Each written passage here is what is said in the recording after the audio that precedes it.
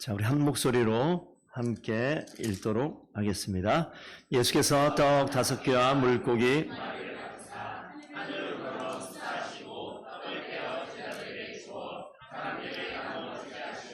또 물고기 2마리도 모든 사람에게 나눠 주심에. 아멘. 자리에 앉으시겠습니다. 하나님 말씀입니다.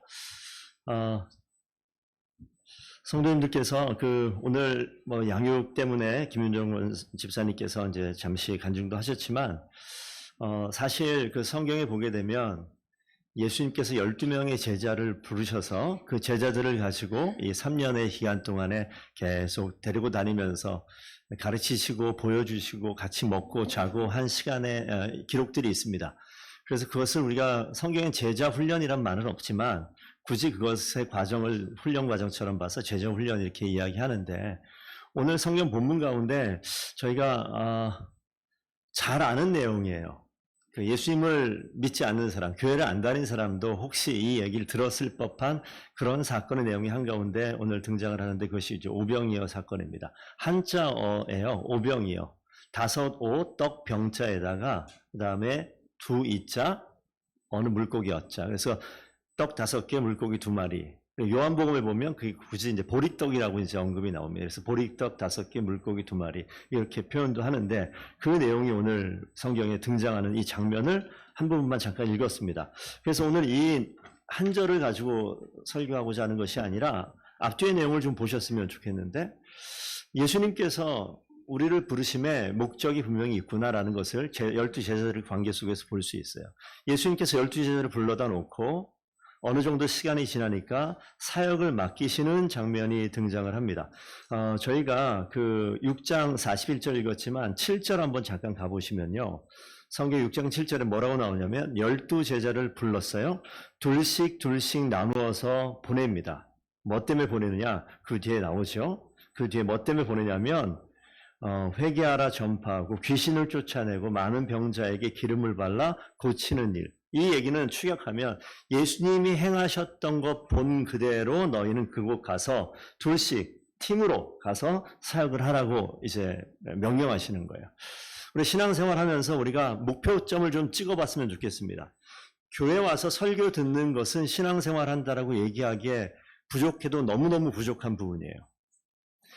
이 말씀을 듣는 것을 통해서 내가 말씀을 우리 먼저 성경을 알고 설교 시간을 통해서 이 말씀이 무엇인지 설명을 듣기도 하고, 또 말씀 가운데 있는 의미를 뜻을 깨닫기도 하고, 또 말씀을 혼자 읽으면서 또 하나님을 알아가는 모든 과정이 있는데, 제자들의 모습을 보시게 되면 아무것도 아니었었던 평범한 사람이 예수님을 만나고 난 이후에 뒤에 예수님처럼 변하는 거예요. 이게 신앙생활하는 변화의 과정입니다. 그래서 아무것도 아니었던 사람, 오늘 집사님이 간증하셨지만 그냥 집사님뿐만이 아니라 모든 사람이 이쪽에 있다가 어느 시간이 되면 인생을 살다가 주님을 만나고 알게 되는 시간이 있고, 그 이후에 변화된 삶을 살아가는 모습이 있습니다. 나는 어디 있습니까? 이게 질문이에요.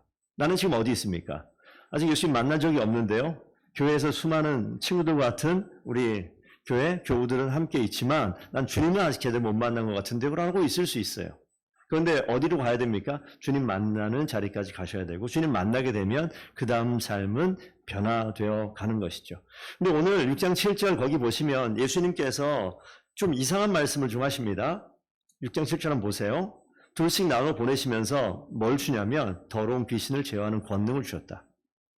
권능을 주세요. 엄청난 파워를 주세요. 어떤 파워냐? 영적인 파워. 귀신을 잠잠케 하고 컨트롤할 수 있는 그런 힘을 주세요. 이것은 나에게 자, 힘 받아라 이렇게 주는 거 아니에요. 이렇게 주는 게 아니라고요. 우리가 이렇게 생각하시면 오히려 더 맞는 것 같습니다. 아이가 그 앞에, 어린아이가 걸어갈 때 보통 보면 아빠들이 아장아장 걸으면 손을 잡지 않고 내팽개치고 혼자 막 걸으려고 할 때 아빠 엄마가 뒤에서 쫓아가죠. 그러셨어요. 옛날에 다. 그렇게 하셨다고요. 쫓아가요. 그러다가 넘어질만 하면 가서 잡아주든가 넘어지면 일으켜주든가 그래서 쫓아가는 거예요. 그러면 이 아이를 바라보는 것 같지만 이 아이 뒤에 있는 누군가가 있어요. 보호자를 바라보는 이 시선, 이 그림을 좀 보셨으면 좋겠습니다. 오늘 예수님께서 제자들에게 권능을 주신다는 것은 제자들 심중에 엄청난 영적인 파워를 준다라기보다는 이 그림으로 보면 더 맞아요. 주님께서 동행하셔서 함께 하시기 때문에 주님의 능력이 나에게 드러나는 거예요. 마치 태양빛이 빛을 발하고 다른 빛이 없다고 얘기하죠. 지구도 빛이 없고 별들도 빛이 없는데 태양이 반사해서 반짝거린다는 것을 과학 시간에 배웠잖아요. 그런 겁니다. 하나님의 능력이 나를 통해서 반영되어서 드러나는 그런 느낌이에요. 이렇게 보시면 됩니다. 그래서 권능을 주시고 그러한 뒤에 보시면 권능을 주셨는데 뒤에 보면 뭐라고 써있냐면 여행을 갈 때 양식도 가져가지 말고 배낭이나 돈주머니 돈도 가져가지 말고 신발 신고 두벌 옷도 입지 말고 그렇게 가라. 뭐 굶어 죽으라는 얘기예요? 그냥 가라는 얘기예요? 이건 어떤 얘기냐면 하나님이 맡기신 사역은 급하다는 거예요. 급해서 우리 이런 일 많이 하잖아요. 제가 가끔 신앙생활 안 하시는 분에게 저 교회 좀 이제 오시죠? 신앙생활 하시죠? 이렇게 이야기하면 그렇게 얘기할 때 있어요. 제가 아직 좀 인생이 좀 덜 돼서 아직 지저분한 게 많아서 이거 다 끊고 처리할 거 처리하고 깨끗하게 되면 그때 교회 가겠습니다. 이렇게 얘기하는 사람이 있어요. 내가 다 준비되면 그때 가겠습니다. 준비는 내가 하는 게 아니에요. 하나님께서 이미 준비하셨어요. 여기 보시게 되면 다 준비되면 내가 그 사역에 순종하겠습니다. 이게 아니라 주님이 가라 하시면 그냥 그대로 갈 때 가장 중요한 준비는 뭐냐면 돈이 아니에요. 옷이 아니에요. 내가 준비할 수 있는 내가 생각하는 것이 아니라 가장 중요한 것은 주님의 명령을 가슴에 품는 것. 이게 가장 중요한 겁니다. 그래서 우리가 제자를 보낼 때 예수님께서 그렇게 보내요. 그러면서 뒤에 있는 내용 이건 좀 어려워서 제가 좀 적어놨는데 어떤 마을에 들어가면 한 집에 들어가서 거기 유하라는 거예요. 이건 유대의 관습이나 문화와도 좀 설명이 필요한데 지금은 우리가 우리식으로 생각하면 말이 안 되잖아요. 어떤 사람이 갑자기 톡톡톡 노크해가지고 내가 오늘 이 한 몇 주간 여기 있을 텐데 당신네 집에 거하겠습니다. 모르는 사람이에요. 어떡할 거예요? 들어오세요. 편히 쉬다 가세요. 이렇게 말씀하실 겁니까? 그러니까 우리식으로 생각하면 안 된단 말이에요. 가끔 이슬람 문화권이나 유대 문화권 가시게 되면 나그네가 오게 되면 어떻게 돼요? 환대하는 게 있어요. 들어오면 받아주는 거예요. 근데 여기 보면 뭐라고 써있냐면 한 집에 한 사람의 집에 들어가면 어찌됐든 간에 그 마을 떠날 때까지 거기에 머물라고 얘기해요. 딱 집에 들어갔는데 집이 어때요? 좋을 수도 있고 안 좋을 수도 있고 저희가 태국 갔을 때 몇 년이죠? 한 4년 전인가요? 좀 더. 예, 한 4년 전에 태국 단기 선교를 갔습니다. 제가 청년부 하고 있을 때 여기 같이 간 우리 엄성우 집사도 계시고 같이 갔는데 우리가 한 난이라는 시골 마을에 도시에 갔는데 시골 마을이죠. 도시라고 얘기하기는 어렵고 시골 마을, 촌 마을에 갔는데 저희들을 팀으로 2명씩 혹은 3명씩 나누어서 그 동네 현지인 집에 가서 잠을 자게 됐어요. 어떤 집에 들어갈지 우리는 아무도 몰라요. 시키는 대로 가서 자는 거예요. 첫날 다 배치를 받고 이 동네 사람들을 만나가지고 그 교인들입니다. 교인들을 만나서 흩어져서 거기에서 잠을 자고 주는 밥을 먹고 현지식을 그대로 먹어야 되는 거예요. 먹고 그 다음날 아침에 딱 모였어요. 다 모였을 때 우리가 무슨 얘기를 했을까요? 너네 집 어땠어? 이런 이야기를 하지 않겠습니까? 야, 너네 집 어땠어? 근데 저와 나이 많은 엄성웅 집사, 그 당시 청년이었지만, 나이 많은 이 집사님과 또 거기에 이제 우리 지난번에 했던 수근 형제, 이렇게 나이 많은 팀이 목사님과 나이 많다고, 그리고 또 의료 선교 관련된 팀이 있다고 선생님이라고 대접한다고 목사님과 선생님을 한 집에 머물게 했는데, 모든 흩어진 집 중에서 누구 집이 제일 좋았을까요? 우리 집이 제일 좋았어요. 그래서 우리 집에 다 모였는데 사람들 다 입이 이만큼 나와서, 뭐야.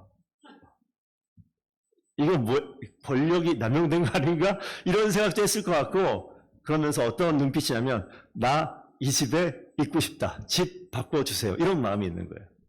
자, 제가 이 얘기를 왜 하냐면, 오늘 이 상황이에요. 이 제자들이 어떤 마을에 한 집에 들어갔을 때, 그 집에 머무는 거예요. 주변 환경을 살피는 것이 아니라 가장 중요한 것은 뭐냐면, 불편할 수도 참는 겁니다. 안락을 버리고 하나님 일에 전념하라는 의미예요. 그러니까 우리의 목적은 뭡니까? 제자들의 목적은 어떤 마을에 가서 복음을 전하는 것이지 나의 편안과 나의 안락을 요구하는 게 아니에요. 신앙생활하고 똑같습니다. 우리가 신앙생활 왜 합니까? 예수 믿고 복 받는다. 이거는 신앙생활에 아주 저렴한 어떤 이유가 됩니다. 복 받을 수 있습니다만 이것이 내 인생의 가장 큰 목표. 예수 믿게 되면 난 부자 됩니다. 이거는요, 될 수 있습니다만 이것이 인생의 목적이라고 예수님은 절대 말씀하지 않으세요. 여러분들이 가지고 있는 내가 만난 예수 그리스도를 전파하는 것. 이게 그리스도인들의 가장 중요한 목적입니다. 그러니까 예수님이 내 가운데 들어오게 되면 예수 믿고 복 받고 뭐 천국 가서 이런 차원보다 훨씬 더 뛰어넘는 거예요. 주님이 이 가운데 오시게 되면 화학적인 변화가 나타나요. 우리가 어떤 남녀가 만나게 되면 케미가 뭐 있어야지 만난다 이렇게 얘기하죠. 이 화학적인 변화. 주님께서 내 가운데 오게 되면 내가 그런 인생을 사는 사람이 아니었는데, 내가 그렇게 생각하는 사람이 아니었는데 왜 내 생각이 바뀌어 나가지? 이런 변화가 있게 되는 거예요. 그것이 성품의 변화고 인격의 변화입니다. 그렇게 되어지면 우리가 따라오는 인생의 변화와 삶의 변화와 재정의 변화와 이런 것들은요, 부수적인 것들이 됩니다. 그렇기 때문에 예수님께서 명령하셨을 때 그냥 가라는 거예요. 그런데 그런 집이 있을까요? 똑똑똑 내가 머물겠습니다. 머물게 하겠죠. 근데 복음을 전할 때 예수 그리스도를 이야기할 때 받아들이는 사람, 받아들이지 않는 사람이 있을 거예요. 오늘 우리 학생들 포함해서 전도 대상자 이름을 어제 보니까 32명이 적혀져 있어요. 되게 많은 인원이에요. 만약에 32명이 일시 여기 다 온다. 여기서 예배 못 드려요. 제가 그런 걱정을 하고 있는데 괜한 걱정입니까? 이 웃으시는 분들은 분명히 너무 큰 기대를 하고 계시는군요, 목사님. 예. 그날 안 와도 됩니다. 그 다음 주에 와도 되고 내년에 와도 되고, 중요한 것은 우리가 영혼을 향해서 오늘 예수님께서 말씀하신 이 말씀과도 같은 이 명령에 순종하여서 우리는 가는 겁니다. 귀신이 쫓겨나갈지 병이 고쳐질지 그 마음이 변할지 그것은 누구에게 달려있느냐? 주님께 달려있습니다.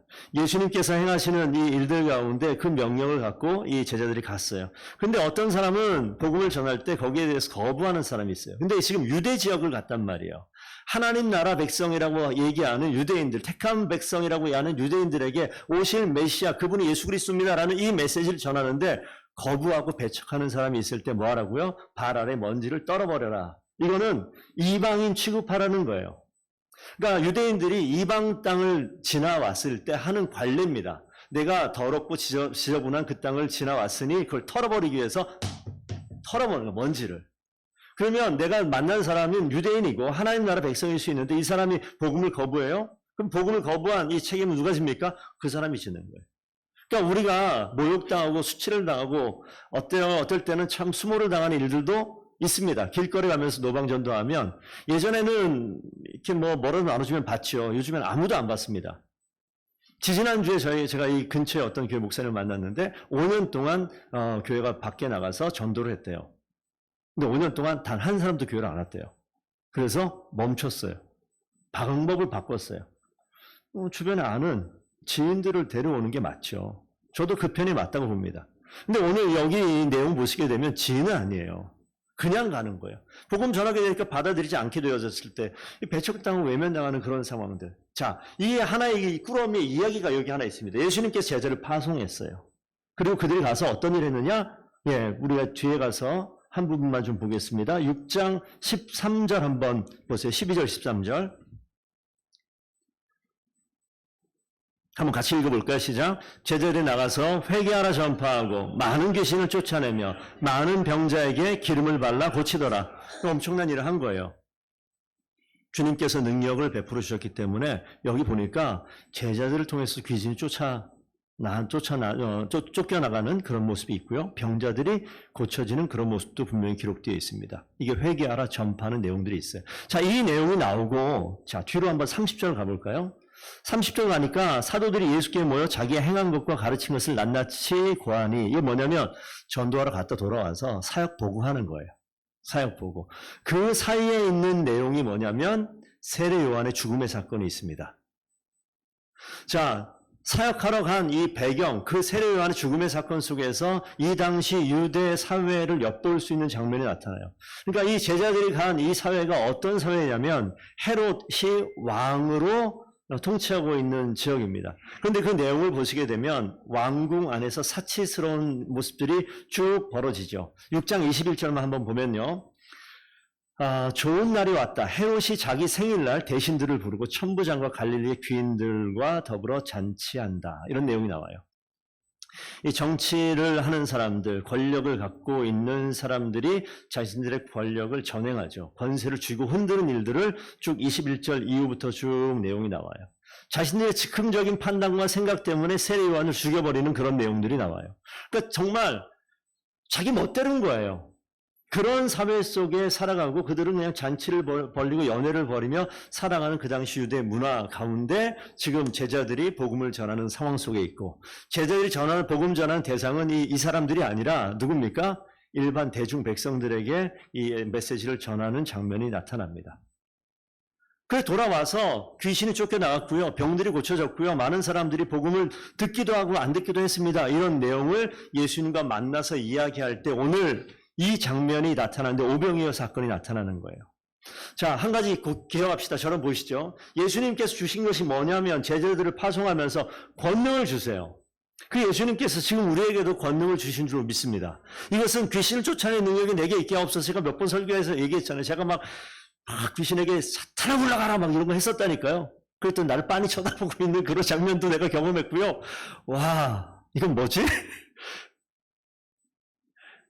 목이 쉬도록 소리를 지르면 떠나가는 줄 알았어요. 그럼 뭡니까? 나의 능력과 나의 어떠한 기도의 분량과 영성으로 그거 아니고요. 주님이 하시면 어린아이라도 우리 중고등부 학생이라도 귀신을 쫓아내는 그러한 능력이 있어요. 왜? 내 안에 주님이 계시기 때문에. 날 보고 도망가는 게 아니라 주님 보고 도망간단 말이에요. 그래서 마가복음 전반부에 보면 항상 귀신이 예수님 앞에 그냥 먼저 나와 엎드린단 말이에요. 그러니까 가장 중요한 것은 담대하게 주님이 나의 주인이십니다 라고 고백하는 것은요, 엄청난 파워예요.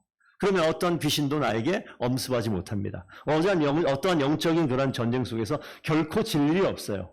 위축되지 마십시오. 그 권능을 주셨는데 그 주님이 오늘 이 오병이어 가운데 정말 중요한 메시지를 꼭 기억하셔야 됩니다.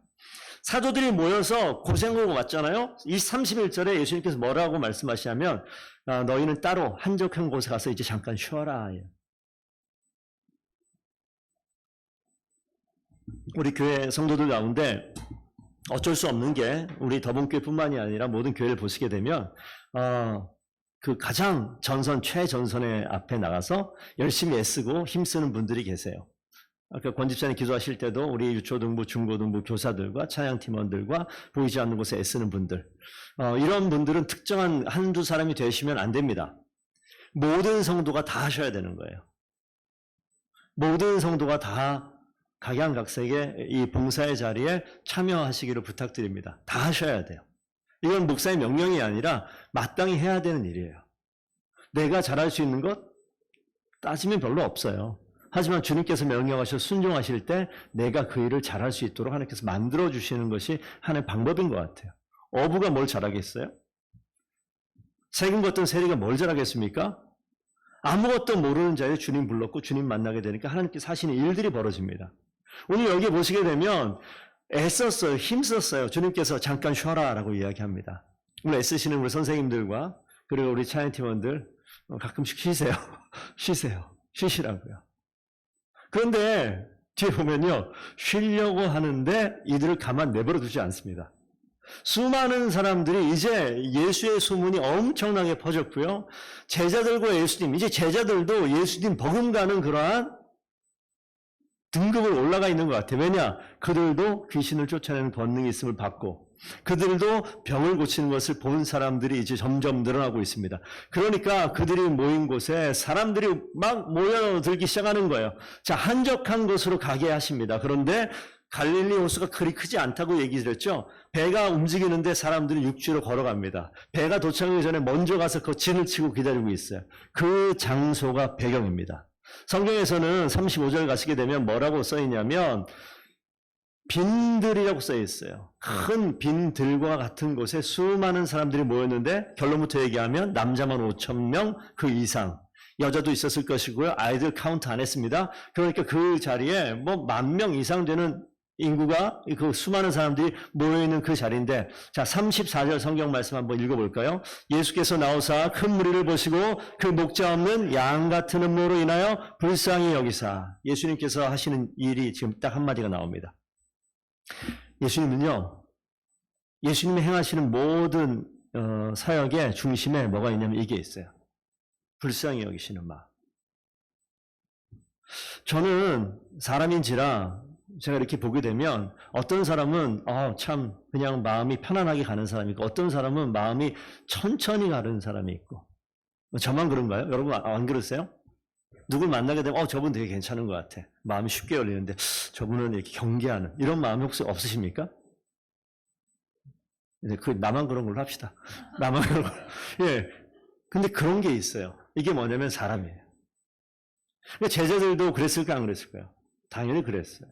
혈로증하는 여인이나 어떤 그 사람들이 찾아올 때 보면 제자들이 막 밀어내버려요. 아이들 오게 되면 애들 가라고 밀어냅니다. 근데 예수님께서 어떤 마음이냐? 긍휼히 여기는 마음, 불쌍히 여기는 마음. 예수님이 이 가운데 계시면요, 권능만 드러나는 것이 아니라 예수님이 가지고 계신 성품이 드러나는데 긍휼함이 드러나는 것. 제자들에게 제정을 한다면 첫 번째 그들의 사역을 감당할 수 있도록 권능하라 가지고요. 또 하나 이 긍휼의 마음을 주시는 거예요. 저는 기도하는 것 중에 가장 중요한 것 중에 하나가 뭐냐면 하나님 더본교회 성도들은요. 저는 원래 성격이 이래요. 이런 이야기를 제가 제일 듣고 싶지 않은 마음. 들을 수는 있습니다. 하지만 저 원래 성격이 이런데요. 예수님 만나서 이렇게 변하려고 애쓰고 있어요. 근데 정말 힘드네요. 이런 얘기 듣고 싶어요. 왜냐하면 예수님께서 하시는 거예요. 그 예수님이 지금 이 많은 무리들을 바라보면서 불쌍히 여기는 마음이 이렇게 올라오는 거예요. 빈들이라고 했죠. 날이 저물어요. 장정만 5,000명. 우리 인원은 정확히 나오지 않지만 그 수많은 사람이 있는데 날이 저물고 그 사람들이 한 곳만 쳐다보는 거예요. 예수님만 쳐다보는 거예요. 온전한 사람보다 문제 있고 고통이 있고 뭔가 아픔 있는 사람이 훨씬 많았을 거예요. 5,000명 줄 서 있으니 줄 대기표 받아가지고 우리 맛집만 가도 번호표 여러분 몇 번까지 받아보셨어요? 딱 받았는데 23번째 들어갈 거예요? 딴 데 갈 거예요? 전 딴 데 가요. 뭘 그거를 먹겠다고 23번이나 대기표 봤더니 5,632번. 어떻게 할 거예요? 기다릴 거예요? 안 기다릴 거예요? 쉽지 않아요. 근데 기다리고 있다고요. 안 가고. 왜냐하면 먹는 문제가 아니기 때문에. 평생 내가 해결하지 못한 문제가 있는데 저분 만나면 해결된다는 게 있으니까 그게 5,000번 넘어도 끝까지 기다리는 집에 안 가고 빈들에 머물러 있는 거예요. 그 모습 보니까 제자들은 머리가 돌아가잖아요. 어떡하지? 먹여야 되는데. 예수님 내일 다시 모이시죠. 오늘 이제 마감 이제 클로즈 하고요. 내일 8시 다시 오픈하시죠. 이런 이야기인 거예요.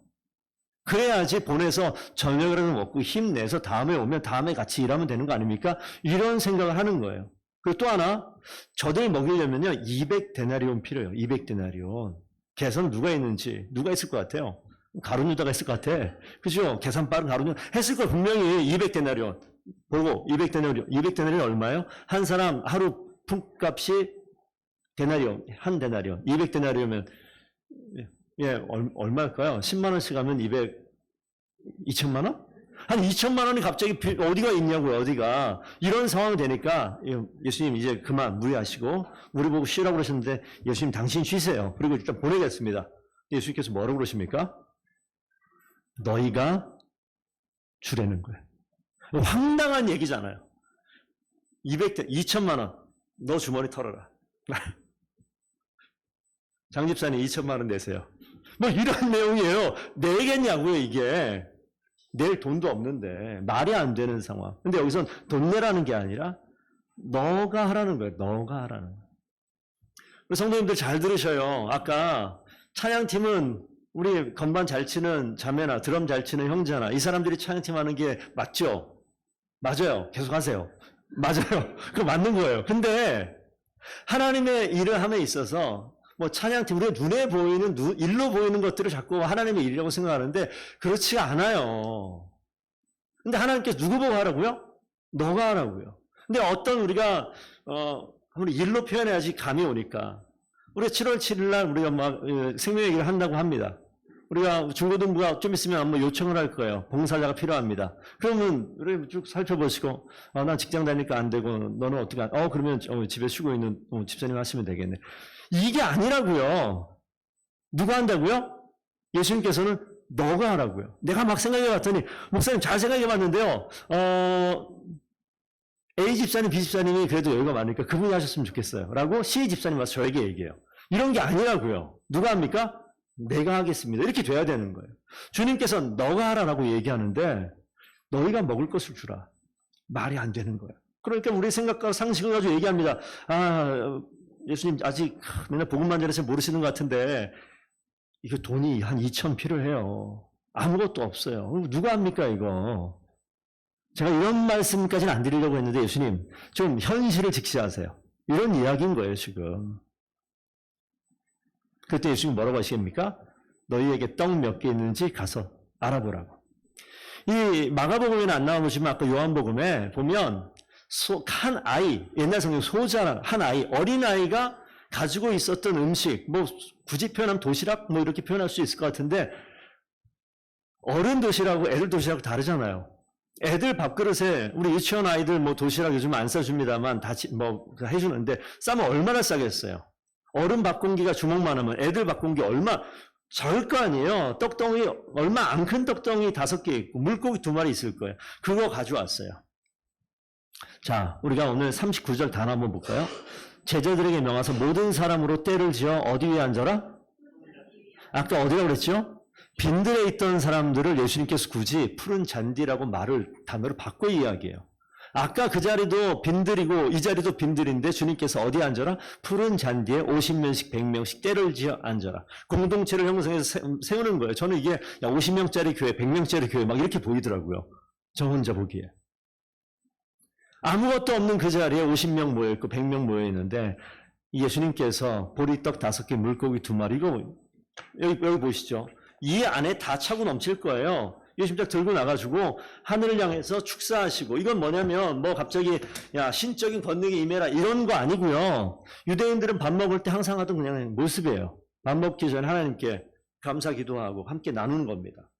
그러니까 이 지금 덩어리 한 7개 되겠죠. 물고기 2마리 이렇게 있는 이거를 밥 먹는 자리입니다. 우리 12명 앞에 놓고 이 12명 예수님과 13명이 같이 앉아서 이 밥 먹는 자리 떼주는 거예요.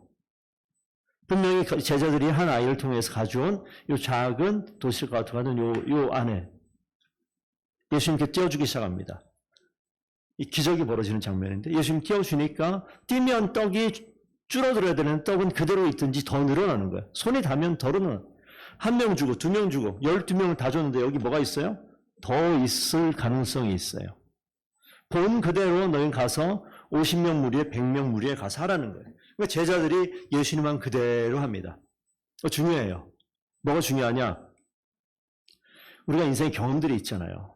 목사도 이 말씀 보면서 뭘 생각하냐면 저도 목회를 한 경험이 있잖아요.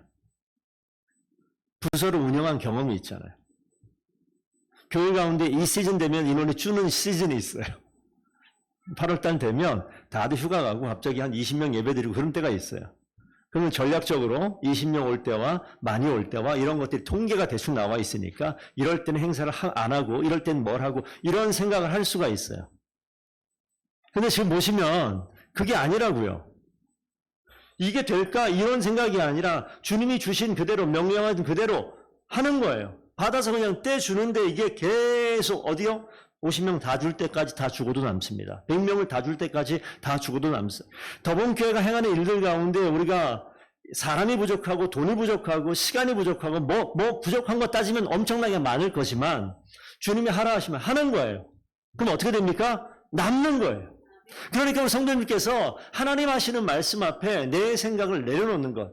나는 권능 없습니다. 나는 긍휼의 마음이 없어요. 그런데 주님께서 하라 하시니 믿고 순종하는 거예요. 그 순종의 일을 걸어가는 겁니다. 나는 긍휼, 저는 정말 인격이 진짜 인격 파탄자입니다. 상관없어요. 주님께서 하나님 순종하는 거예요. 용납하라고요? 용납이 됩니까? 그 속을 뒤집는 그 인간을? 근데 주님이 하라고 하면 하는 거예요. 그냥 하는 거예요. 그냥 할 때 하나님께서 행하신 일들을 경험하게 되는 거죠. 이게 어디에서부터 말미암냐면 예수님께서 긍휼의 마음이 있기 때문에 여러분 안 힘들겠습니까? 매일 반복되는 시간에 수많은 사람들이 매일 오는데 그 사람들에게 베푸는 게 어떻게 안 힘들어요. 주님께서 긍휼의 마음으로 홀로 하시다가 제자들에게 그 일을 함께 맡기시는 거예요. 빈대에서 푸른 잔디로 바뀌어서 거기에서 남자만 5,000명이 먹고 12 광주리, 바구니 12바구니가 남았다. 요만한 것이 12바구니가 남았대요. 다 먹고 나서 남은 걸 모았더니 그렇게 남았다고요. 말이 안 되는 기적이 벌어진 거죠. 왕국에 있는 헤롯과 지도자들은 이 백성들에게, 대중들에게 별로 관심 없어 보이는 상황 속에서 이 민족의 새로운 지도자가 등장하는 장면입니다. 그들이 기다렸던 메시아가 등장하는 장면이고, 이것은 이 빗늘과도 광야와도 같은 우리 출애굽 상황 속에서 우리가 모세를 한번 떠올려 보세요.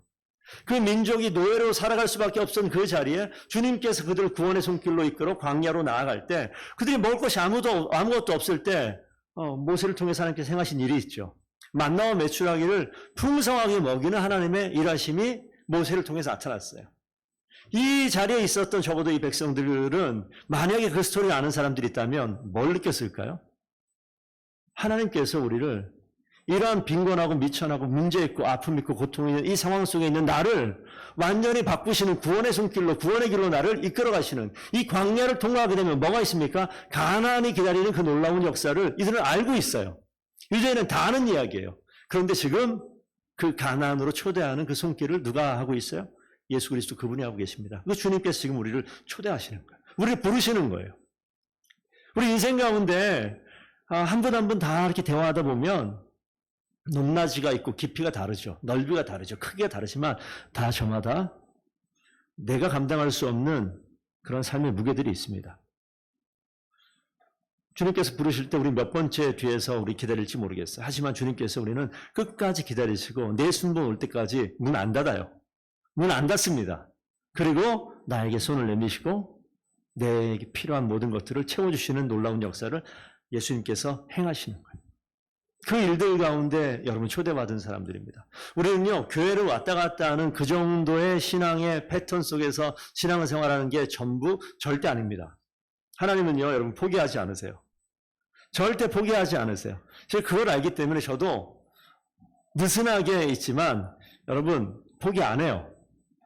가두리 양식장 이런 거 혹시 아세요? 지가 바다에 있는 줄 알아요. 아니요, 바다에 있는 게 아니에요. 어디 있습니까? 하나님의 은혜 안에 있는 줄로 믿습니다.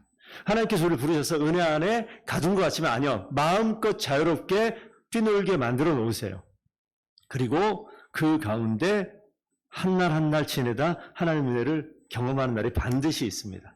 그래서 하나님께서 우리에게 나도 그런 사람인데 내가 뭐라고 남을 판단합니까? 나도 부족한데 내가 뭐라고, 내가 나이 좀 많다고, 내가 목사라고, 내가 장로라고, 내가 집사라고, 내가 권사라고, 내가 누굴 판단합니까? 그렇지 않아요.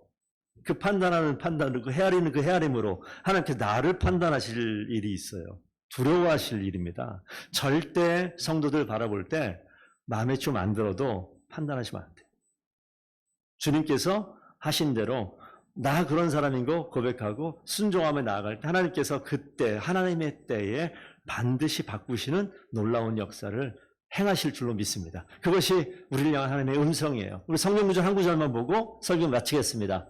고린도전서 1장 27절 말씀입니다. 우리 함께 읽어보겠습니다. 시작. 하나님께서 세상의 미련한 것들을 택하사 지혜 있는 자들을 부끄럽게 하려 하시고 세상의 약한 것들을 택하사 강한 것들을 부끄럽게 하려 하시며. 그렇습니다. 여러분 미련하십니까? 찬양하십시오. 여러분 약하십니까? 찬송하세요. 하나님은 미련하고 약한 자를 선택하시고 택하셔서 우리를 반드시 사용하십니다. 그래서 나의 부족함, 나의 연약함, 나의 낮아짐, 나의 부족함, 나의 정말 난 왜 이렇게 힘이 없을까요? 난 왜 이렇게 진짜 난 내 인생 왜 이럴까요? 아니 하나님 그 순간에 우리를 기쁨으로 능력으로 힘있게 사용하시는 놀라운 시작의 자리가 반드시 될 줄로 믿습니다. 그 하나님이 여러분들의 하나님입니다. 그분이 우리를 제자 삼기를 원하세요. 그 하나님을 기억하면서 이번 한 주간도 멋지게 승리하는 저와 성도들 다 되기를 축복드립니다. 기도하겠습니다. 아버지 하나님 감사드립니다.